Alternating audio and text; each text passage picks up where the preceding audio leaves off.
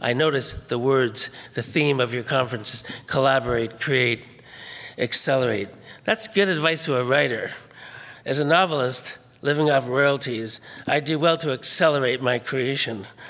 Man, it can take me like 5 years to write a novel, and anywhere from 6 to 12 months to write a nonfiction book. So writers are always thinking about creation and acceleration. Although there's something to be said about not going too fast. Thank you. Thank you to the Municipal Innovators Conference for inviting me today. A special thanks to Stuart McDonough, Suzanne Holder, and Jennifer Smith for working so graciously to make this happen. I have to say, I'm always surprised when there's anybody showing up in a room at all to hear me speak, especially if the number's beyond 4. I think that dates back to the first time I was asked to launch a book of mine. It was 1993, and I was a graduate student at Johns Hopkins University in Baltimore, and my first novel, Some Great Thing, was coming out. So I flew from Baltimore to Halifax to launch this book at Dalhousie University. And of course, I flew into Halifax in March, the day after the biggest snowstorm of the year. And at Dalhousie University, there were 4 people to welcome me at my book launch. One of them was the bookseller. Another of the 4 was the event organizer. A third of the 4 was me. So there was one fan who came to the event, and he bought my novel, which doubled my annual sales. And that was my beginning in the world of promoting and speaking publicly about my work. And I guess that's why I still wonder if anybody will come out to anything I speak at. My mother, an 89-year-old civil rights activist who was born as my father was in the States, came to Canada the day after they married. She's still not so sure about this writing thing of mine, and she keeps a quote permanently posted to her refrigerator door, a quote from the American novelist Philip Roth. And that quote, which greets me every time I go to greet my mother, says, "When a writer is born into a family, that family is finished." I think she's just not so sure, about a lot of things. One is being exposed, by the words of your own son, and another is the economic insecurity of it all, of living as an artist and making a living that way. And there's this wonderful American novelist and creative writing teacher whose name was John Gardner, and he wrote one of the most famous craft books about how to write fiction. It's called The Art of Fiction. Students are still using it around the world. But he also wrote a beautiful book called On Becoming a Novelist, which is really a kind of avuncular book of advice to young people about how to organize their lives if they want to become novelists. And he speculates in that book about the difficulty of making a living because, of course, you might work 5 or 10 or 15 years and still never see any real payback for the years of work you've put in. So he says you have to have a plan. You have to find a way to live while you're trying to develop as an artist. Face it and get used to it and have a plan. So therefore, maybe if you want to be a novelist, you should become a teacher. No, he quickly rules that out. Don't become a teacher. Whatever you do, it'll burn you out. And then he says, well, maybe if you want to become a novelist, you should think about a career in journalism. No, he quickly rules that out as well. It'll cheapen your writing. And he finally concludes that the very best thing to do if you want to become a novelist is to live off your spouse.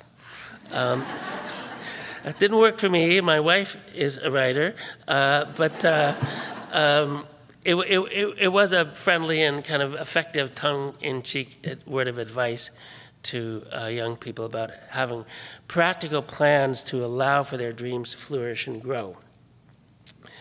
I know that you're interested in the power of storytelling and the notions of innovation and of bringing those notions into effective storytelling, and I know this is a Municipal Innovators Conference, so I'll tell you that I'm a city boy through and through. I have had some incredible experiences living and working as a volunteer in remote areas in West Africa, in various countries, and as well as in Spain and in France. And I've also lived and will soon return to Dawson City, Yukon, which doesn't feel like a city at all.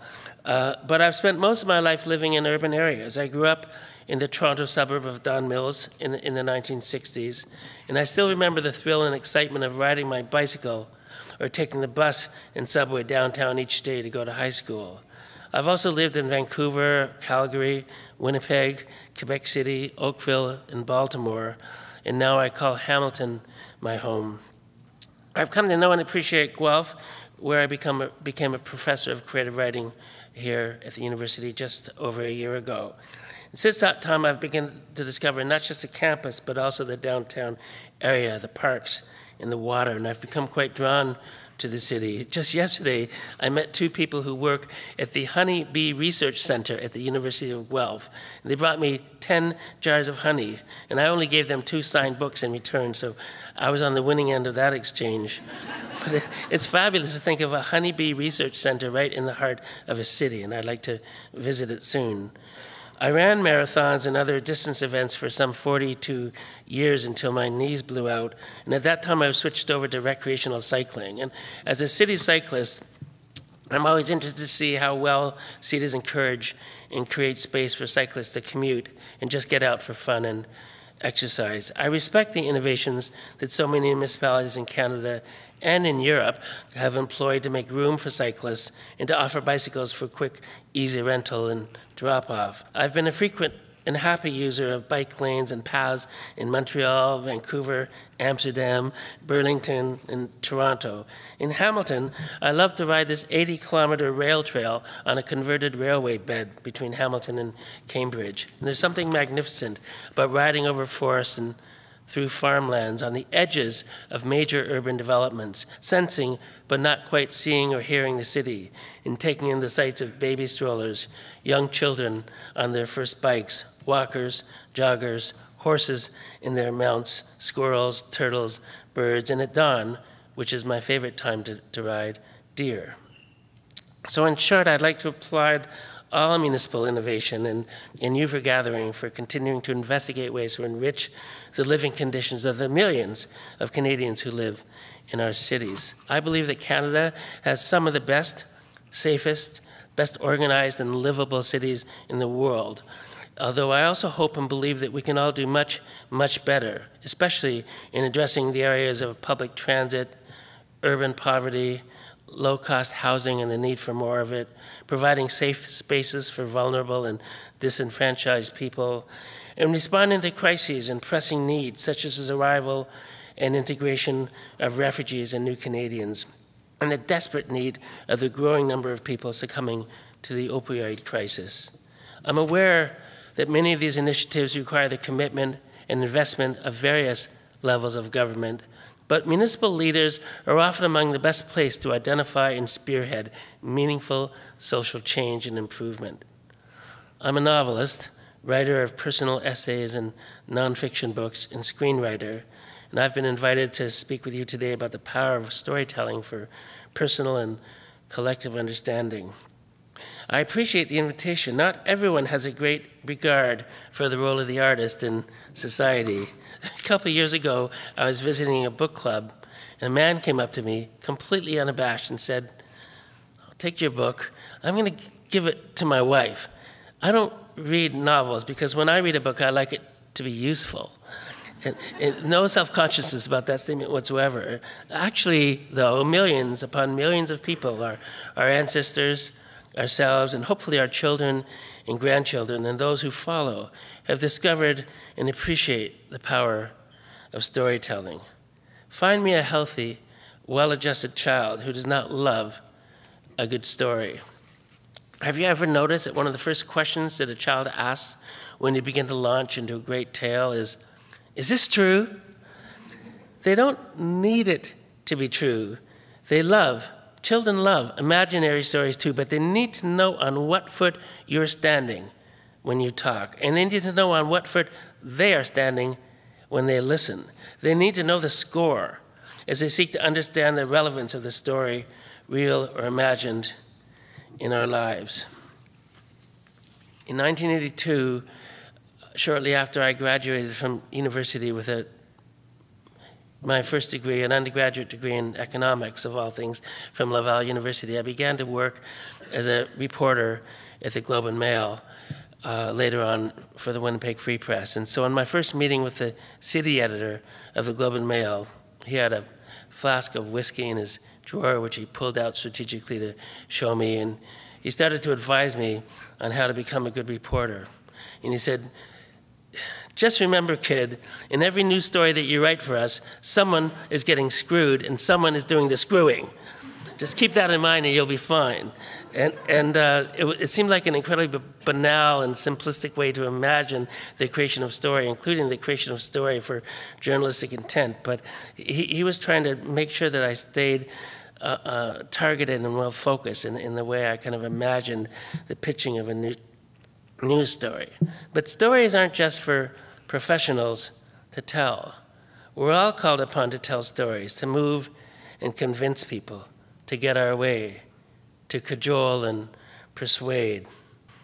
Not long after that initial stage of working at the Globe and Mail, I flew to Winnipeg to start working for a few years there as a daily reporter for the Winnipeg Free Press. And the first news story that I wrote that ran courtesy of the wire services all over the world had to do with a completely crazy incident, but it really gets back to storytelling again. I was on the cop beat, and so every day I had to show up in court and see who'd been arrested and see who showed up in the prisoner's dock in the morning in the public safety building in Winnipeg. Public safety building. And I had to go. I'd be fired if I missed it. I mean, you never knew if the premier's son would show up in court or something, and you had to be there to see who'd been arrested the night before. So it's the first thing I'd do every day. And this guy shows up in the prisoner's dock. He's been held overnight in jail, and he's in a rumpled suit, and he's got a New Zealand accent, and he's looking particularly perturbed at having been held overnight in jail. And he's charged with this hilarious charge, which I'd never heard of before.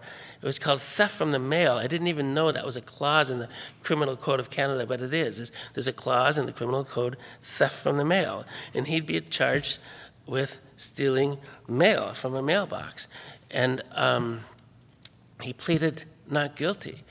And the charges were read out, and he said he was not guilty of theft from the mail. And the judge said, well, in that case, sir, why were you holding 10 letters in your hand when a police officer found you with a vacuum cleaner at a mailbox outside Winnipeg City Hall? That's how he'd been removing the letters, with a vacuum cleaner.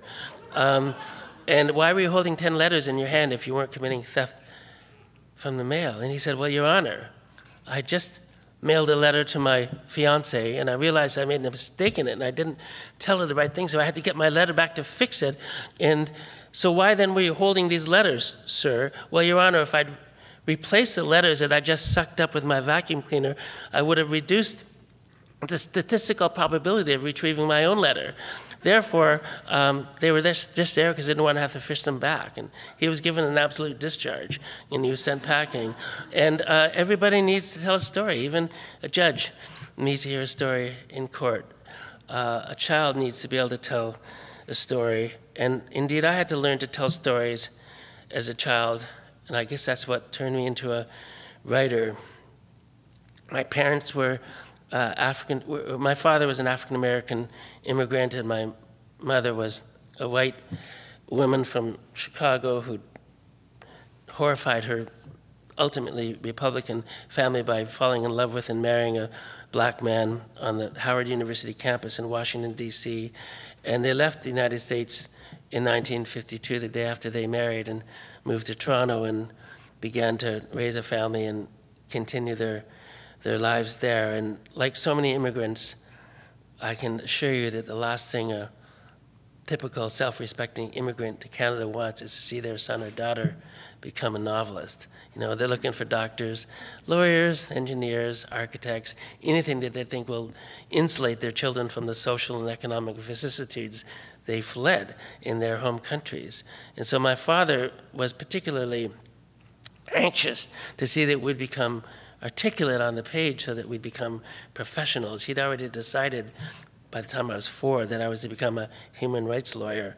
And so when I was about 6, and I just had block letters at my disposal. I didn't even know how to manage cursive script yet. I asked my father for a kitten, and there was a guy down the street who had a cat who just had a litter, and I was dying for a kitten, and my father said no. And I asked the second time, no, Larry. He was an inveterate pet hater. And I asked a third time, may I please have this kitten? And he said, Larry, go up to your bedroom and write me a letter. And tell me in the letter why you deserve to have that cat, and whose allowance will pay for its cat food, and how you'll prevent it from having babies in the closet. And if you can write me a well-rendered letter with no spelling mistakes, I'll give your request due consideration. Talk about the ultimate bureaucratic approach. At the time, he was the chair of the Ontario Human Rights Commission, but he knew how to get me writing. And I went up to my room with pencil and a piece of foolscap. I don't think we even use that word anymore. In fact, I don't know the last time I heard the word foolscap. But anyway, I went up to my bedroom with a pencil and a piece of foolscap, and I just poured my heart out about why I deserved to have this cat. And in probably one of the most foolish parental decisions he ever made, he gave me that kitten. And from that point on, I just besieged my father with letters. Every time I wanted something, permission to stay out after the street lights came on, my first pair of Adidas ROM running shoes, pair of Levi jeans. Every time I wanted something to enrich my life, I wrote a letter for it. And it's a great way to learn how to write. You know, it's a great way to learn how to argue. You have a target. You have somebody in particular you want to persuade. He's recalcitrant and difficult. He's sitting at the kitchen table with his arms crossed in a pose that says, impress me. And you have to move him. And it was a really wonderful way to learn to enter into the world of argument and debate and persuasion, and to do so effectively on the page. And of course, my father kept all those ridiculous letters, which are now in the archives of the University of Toronto. And I hear people love to go in and laugh at how poorly written those letters of mine are when I was a child. But anyway, I get the things I wanted, and he sort of shot himself in the foot in terms of hoping I'd become a human rights lawyer, because he turned me into a novelist then and there. You know, literature and stories, they're not just for human rights lawyers and for university professors and for university students. I think sometimes people who are in most need of story and who are most encouraged and enlivened by it are people who are down and out, are people who are disenfranchised. And I have visited inmates in prisons in South Africa and in federal penitentiaries all over Canada as a volunteer with this group called Book Clubs for Inmates. And if you're on good behavior in a federal penitentiary, sometimes you might be in there for life, you can join the book club if you're so inclined. And that somebody like me will come in and spend a couple hours talking about their book and just conversing. And I've been struck over and over again by how inmates, men and women, in institutions for men and women, the closest one I've been to around here is the Grand Valley Institution for Women in Kitchener-Waterloo, which is the only federal penitentiary in Ontario now for women. I've been struck over and over again by how hungry people are for conversation and story, and to lose themselves in the beauty of story, and to forget for a minute the pain and the suffering that they've been through and the failures that they've met, and to be uplifted by the beauty of story.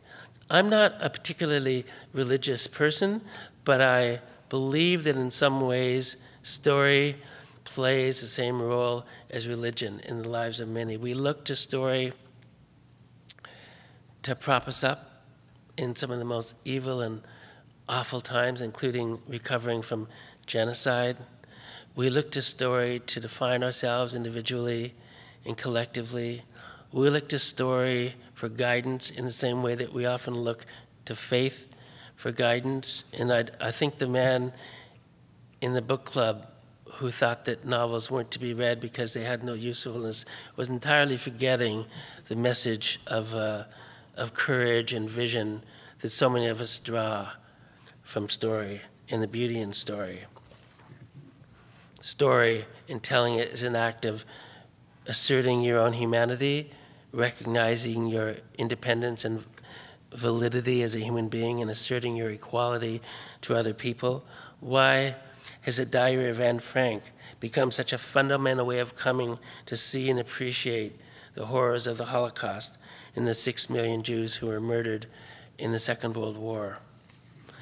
The Diary of Anne Frank has provided a personal window, a personal story, one girl's face and life and worries and struggles and death.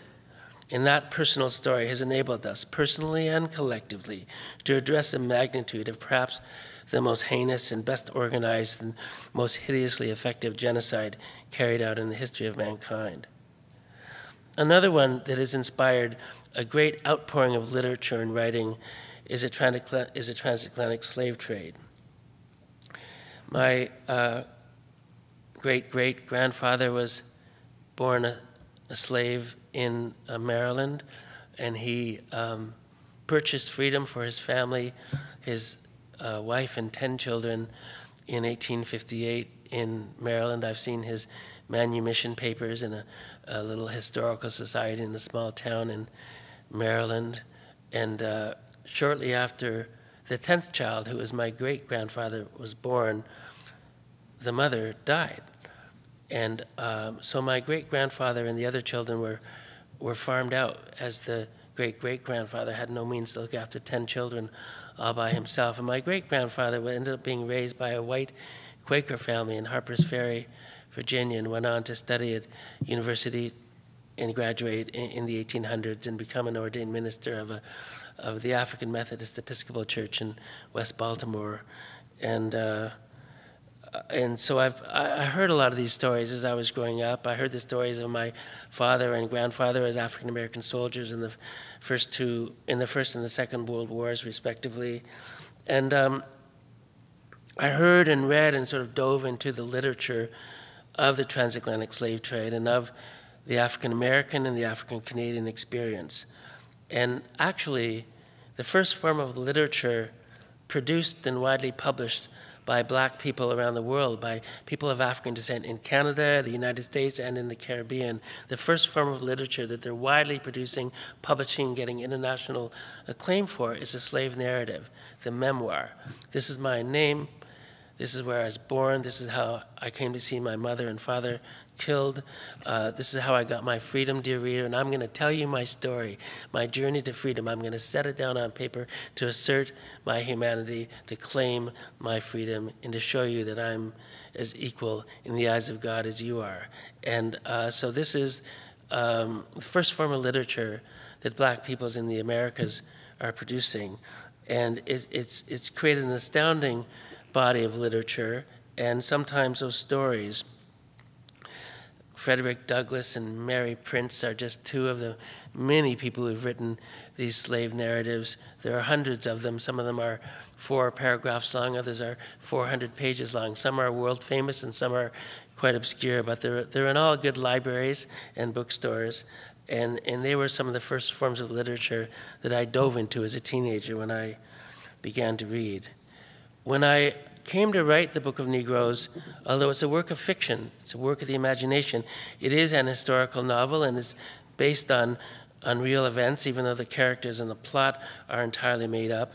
The story is meant to be real in its historical foundations. It was a challenge to do that, to keep a momentum and to honor history, to keep a narrative momentum.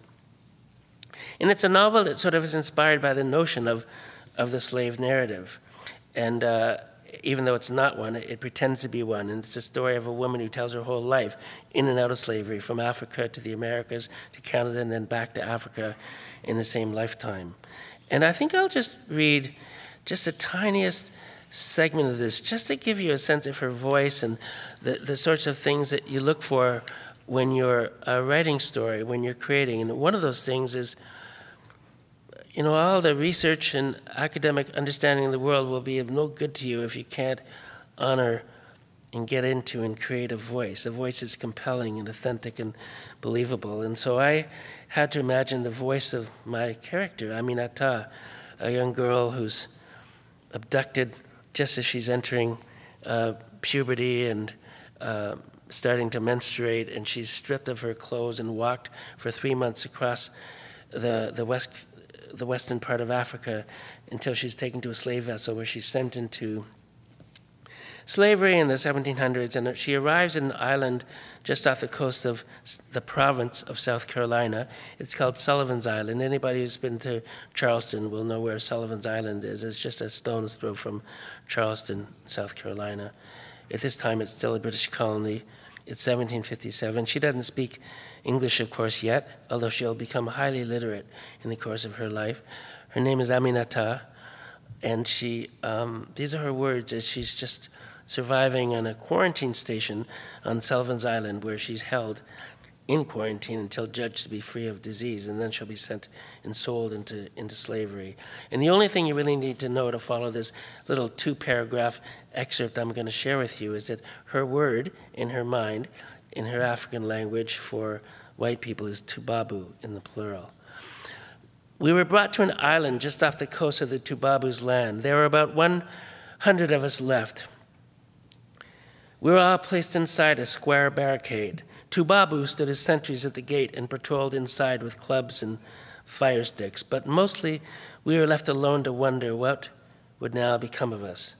It seemed to me that we'd traveled to the other side of the sun. On this side of the world, the sun was worn out and not to be trusted. My fingers grew thick and numb every night and throbbed every day as the sun climbed the sky. My ears were cold. My nose was cold. Like the others, I'd been given a rough cloth, barely long enough to wrap around my backside. I shivered at night on the sandy earth, and one morning I awoke to find smoke trickling from my mouth. I thought my face had caught fire. I thought that someone had bedeviled me during the night or branded my tongue. I waited for the burning. I prepared to scream. I held my breath. No smoke. I breathed. Smoke again. It came from within me. No burning, just smoke. The smoke in my breath continued until the sun began to climb the sky, and then I noticed that others too had smoke mouths in the morning.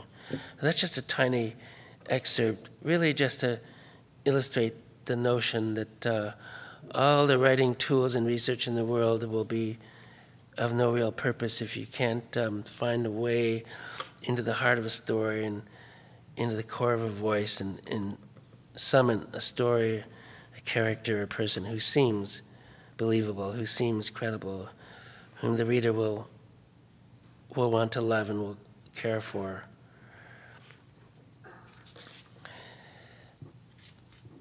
I wrote and wrote and wrote in my early years and adolescence. I guess I feel very lucky to be a person who's known since that age of 6 and writing that letter that I was going to become a writer.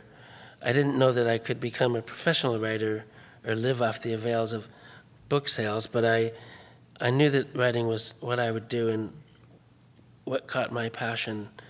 And I wrote through high school, and I took off and went to Spain when I was 17. I won a little scholarship in high school and went off to write in Spain that summer. And then after a year of university, initially at the University of British Columbia, I went back to Spain, wrote for another year.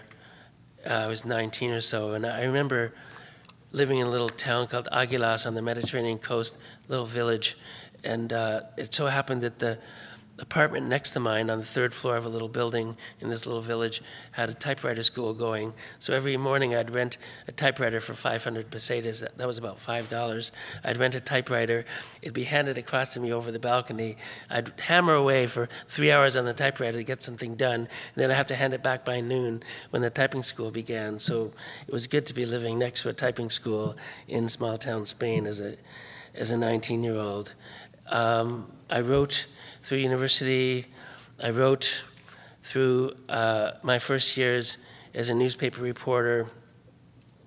But I found that the writing wasn't, it didn't have the energy that I knew it deserved. It didn't have the life in it that I believed I had to give to it. And I think the problem was that I didn't have enough time. I was exhausted. I was working 12-hour days as a journalist, and even though I would write at night or on weekends, there was no energy to really bring to the work.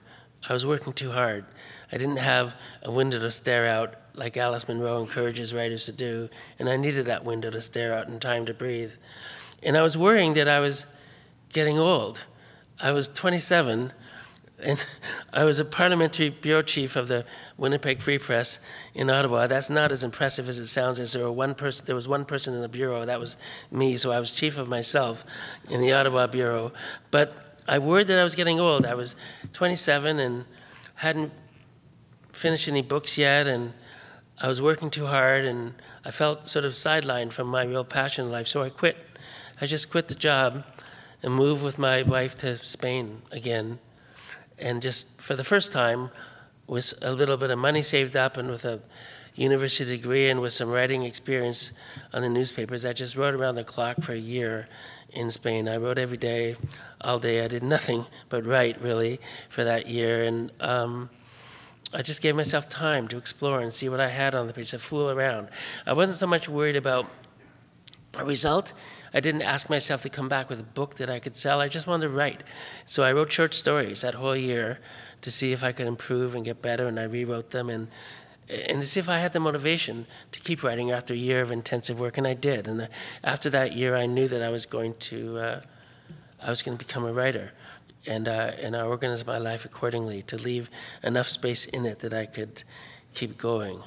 My most recent novel has to do with the plight of undocumented refugees, and it's a story I think we're going to be hearing more and more about in the years to come. We've heard, all of us, and I'm sure many of us have met and supported refugees in Canada. We have an incredibly vibrant and innovative system in this country that allows for private sponsorship of refugees. As far as I know, Canada is the only country in the world currently allowing for private sponsors for families to bring refugees to this country, which my wife and some friends and I have done with a refugee family in Canada and from Syria who came just over a year ago. But it's the undocumented who interest me the most. Why?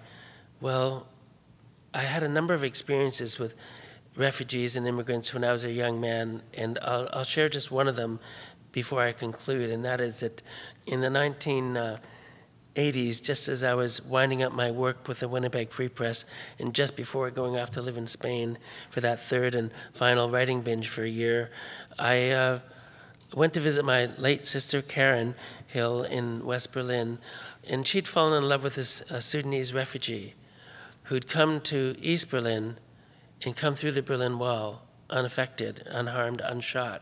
And bizarrely enough, when the Soviet bloc was still functioning and the Berlin Wall was still up and the two Germanys still existed, you know well what would happen if you were from Poland or the former Czechoslovakia or from East Germany and you tried to get across the Berlin Wall. I think you know exactly what would happen to you. But if you happen to be from East Africa, and if you were black and you showed up at the East Berlin Wall, guess what? They'd let you through. Like, don't stop here. Please just keep on moving. And bizarrely, many Eastern Africans, those from Sudan and other nations, were allowed through that Berlin Wall, but they'd arrive in West Berlin with no real formal documentation, with no papers, often with no passports. And just as Canada, you can well imagine how hard it is in a society as regimented as, at the time, West Germany, to get your life going with no legal documentation, getting a library card, a driver's license, renting a legal place to live, getting a job and being paid legally for it. All these are horrendously difficult challenges when you're living as an undocumented person. And in the United States and Canada, there are millions of people living as undocumented refugees in this country. In our cities, if you happen to be a teacher, you may well be teaching the child of undocumented refugees. And sometimes we hear stories, including in Hamilton where I live, of children and their parents being removed in the middle of a school year, children who might have spent 9/10 or all of their lives in Canada being removed and being sent away because their undocumented status has come to light. It's an incredibly powerful and important story, and I tried to give voice to it in my most recent novel, The Illegal, which is about a marathon runner who's forced to flee his country, a tiny, impoverished island, when genocide breaks out in this country, a genocide that's unrecognized by the world at large, and he flees to a rich nation, an imaginary nation which I made up, and goes into hiding as an undocumented refugee in a country where he's not wanted, in a country where he'll be deported if he's found, and if he's deported, he'll be killed. So he has a very strong motivation to stay hidden as a former near Olympian and marathon runner in this rich country. Those are some of the stories that have obsessed me in the past, and I'll just share a quick word with you about what I'm working on now. Again, another example of storytelling and the power of it before I conclude, and that is that if you cast your mind back to the Second World War, in December of 1941, the Japanese bombed and decimated Pearl Harbor. And although it might be hard for you to imagine, at the time, the American and Canadian militaries were obsessed with the notion, the conviction that the Japanese army would probably invade Alaska and attempt to take North America by coming down through Alaska, because Alaska was closest to Japan and it was the most weakly defended part of North America, therefore the easiest to attack by the Japanese. And so, in anticipation of a Japanese invasion of Alaska, the American government decided to build the Alaska Highway, running from northern British Columbia, Dawson Creek, British Columbia, right on the Alberta border, in a northwesterly direction through the northern Rocky Mountains, up through Yukon, and terminating in Fairbanks, Alaska. It's a 3,000 kilometer highway, 1,600 miles. It passes over tundra, muskeg, massive rivers, mountain ranges, and the American Army decided that this highway had to be built immediately and asked Canada to build it. And the Canadian government said to the American government, screw off. In case you haven't noticed, we're at war. You're kind of thinking about getting into it. We're already at war. We don't have any people to build this highway for you. Build your own highway, but you may use our land and our resources. So the American Army built this 3,000 kilometer highway through Canada to fight off this anticipated Japanese invasion, which, as you know, never materialized, although the highway did. They needed men to build this highway, so guess what? They drew 5,000 African-American soldiers from the deep south, Louisiana, Mississippi, Georgia, sent them up to the Canadian north in racially segregated conditions to build the Alaska Highway through northern BC, Yukon, and Alaska. They were segregated, they were under-equipped, they were working in minus 40-degree weather with rubber boots. They worked being devoured by clouds of mosquitoes and black flies in the summer. Anybody who spent any time in rural Yukon in the summer knows how oppressive a cloud of mosquitoes or black flies is in that part of the world. That's the story of Canada. They, of course, transgressed indigenous lands as they built this highway. They were told not to congregate with or to meet other people. Every step was taken to prevent these African-American soldiers from meeting with white settlers or with indigenous people, but they did meet them sometimes anyway. I've met with some of the children of unions of these black soldiers and indigenous women, and I'm writing a novel about a black engineer from Cumberland Island, Georgia, who's up in Yukon building the Alaska Highway during the Second World War. And again, one of the things that I love about story is an imagination, is a possibility to introduce people to real but forgotten events, events that are not just glorious but also carry a certain light of shame and misfortune and mistreatment. Stories that we have sort of happily swept under the rug or forgotten or just never been told, but that exist. And my job is to personalize those stories, to dramatize them, to engage Canadians and Americans and others in these stories of Black Canada, and as well as stories of people throughout the African diaspora. Hope that they have a universal appeal, and to convince people always of the beauty of story and the power of it. Thank you so much for listening. I have been asked to stand up and take a few questions, and if you have any questions or comments, if I can answer them, I most certainly will. I'll repeat, if you have a question or comment, I'll repeat it at the mic so everybody's been able to hear it, but I'm happy to respond if I can, if there's anything you'd like to say or ask. Or win over the noises that's happening politically? How do I get my stories to sing over or to capture attention, especially in an age where it's hard to do so and with such political turbulence? Well, it's a very good question, and it's extremely hard for any writer, particularly a beginning writer, to get any attention. I could wallpaper my bathroom with the rejection slips that I received in trying to publish my first novel. I thought that the hardest thing I'd ever do would be to write that book, but actually the hardest thing I ever did was to find a publisher for that book. It took longer to find a publisher than it did to write the novel, and it can be very discouraging, and I'm not speaking just of myself, but of all the people. And the further you are from the mainstream, the more you're writing about experiences that are outside what's considered to be traditionally the norm of Canadian experiences, the more challenging sometimes your move will be. Paradoxically, some of the most captivating and exciting stories that have come to the attention of Canadians have come from outside the mainstream, have come from Indigenous and Black and trans and gay experiences, have come from women's experiences. And so publishers, I think, are finally starting to recognize that there's actually money to be made in marketing and promoting and releasing to the public stories that speak to a diversity of experiences that were harder to celebrate and feature 10, 20, 30 years ago. As for me, I'm fortunate in that my career has been established for a couple of decades, and so I don't have to worry today, as I had to worry 25 years ago, about how I will get attention. But of course, we've just seen the long list for the Giller Prize come out, and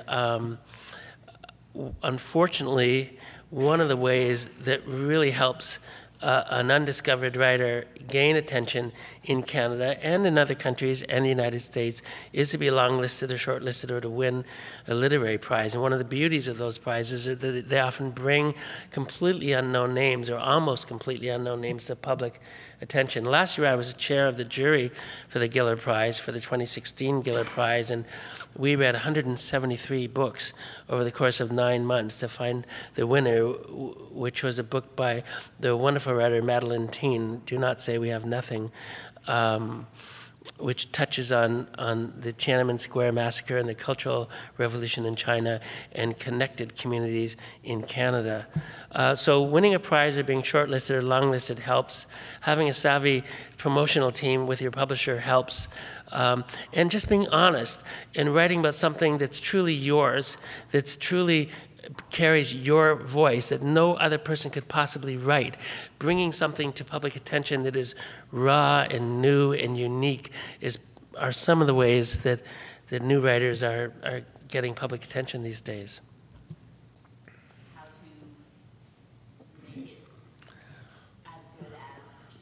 How do I approach nonfiction and how to make it as good as fiction? I'm teaching actually a nonfiction writing, a personal essay and memoir and creative nonfiction course right now at the University of Guelph across the street. And well, when you're writing nonfiction, it begins to help by telling the truth. You can get into a lot of trouble by spinning out lies and having yourself get caught. There are multiple examples of people who've created so-called memoirs that turned out to contain all sorts of wild exaggerations or outright lies, and the humiliation that's poured on those people is mammoth once those revelations come to light. So it helps to tell the truth when you're telling nonfiction. And on one hand, that limits what you can say, to state the obvious, because you have to say the truth. But on the other hand, it forces you to find a way to marshal your story and your arguments in a way that will be compelling. And actually, in the world of literature, nonfiction often sells much better than fiction. Some of the best-selling books are books that are true stories that people tell of their lives and that we so hunger to read. But you're limited by the truth, but you still need to use the tools that a writer of fiction employs. Drama, story, plot, characterization, vividness, clarity of expression, energy. Ultimately, what kind of captures a reader of anything, fiction or nonfiction, or a listener of any story, is energy. Story is really the transference of energy onto the page or through the air if you're speaking. And it's the energy that captures us and wins us over and makes us want to listen and buy into a project. So if you're trying to pitch an argument, a suggestion, a proposal, don't forget the energy and the enthusiasm and the voice that must accompany the facts. I hope you've had a wonderful conference. Thank you for inviting me, and I hope you have a great evening. Thanks.